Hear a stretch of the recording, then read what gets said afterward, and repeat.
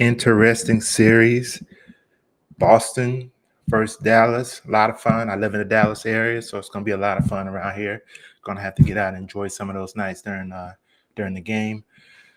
Looking at some props for that game. One of the props I'm looking at first is Al Horford, 7.5 points.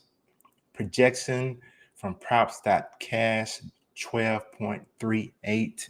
Huge difference. I think a lot of that is being based on his previous performance against Dallas.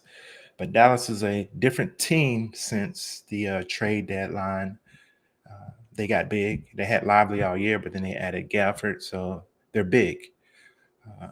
Are those bigs going to step out and guard Al? I think he averages about 6 3-point attempts per game.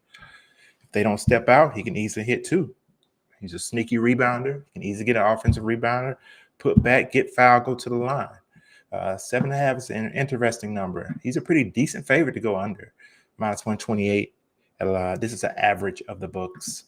If you look at the book specifically, and we'll look at Horford.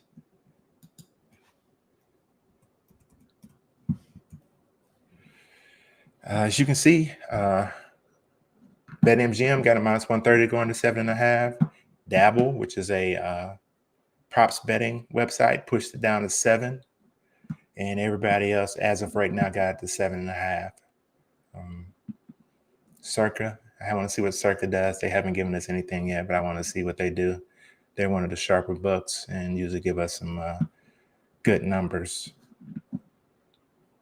Let's look at Al a little closer. Against Dallas, last 2 years, since 2022, he's went over 7.5 each game. The game that means the most to me is the one on 3-1, where Dallas had their team intact by then. I think they had Gafford by then. He had 12 points.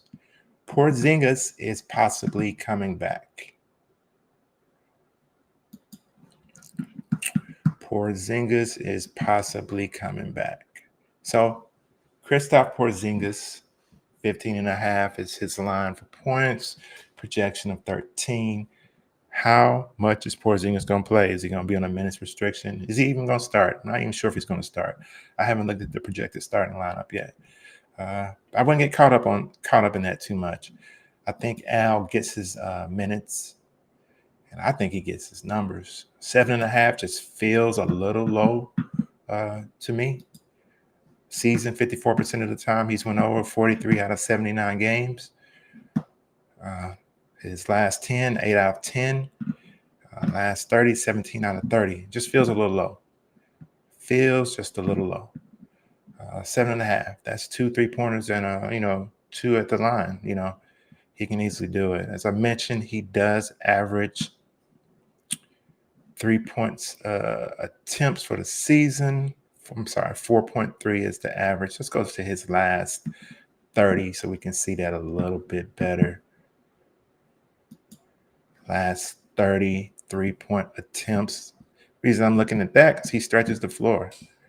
4.9 3-point attempts. And we'll look at versus Dallas for his 3-point attempts. Versus Dallas in the 4 games over the last 2 years, 4.8.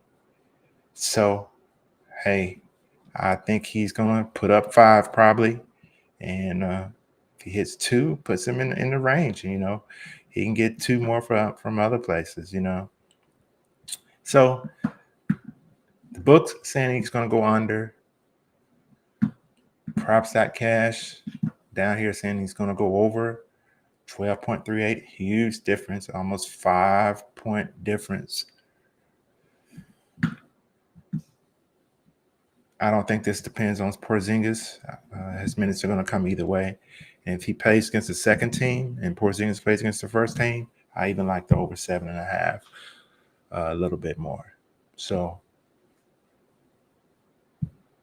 at Horford, I'm really kind of digging that over 7.5 points.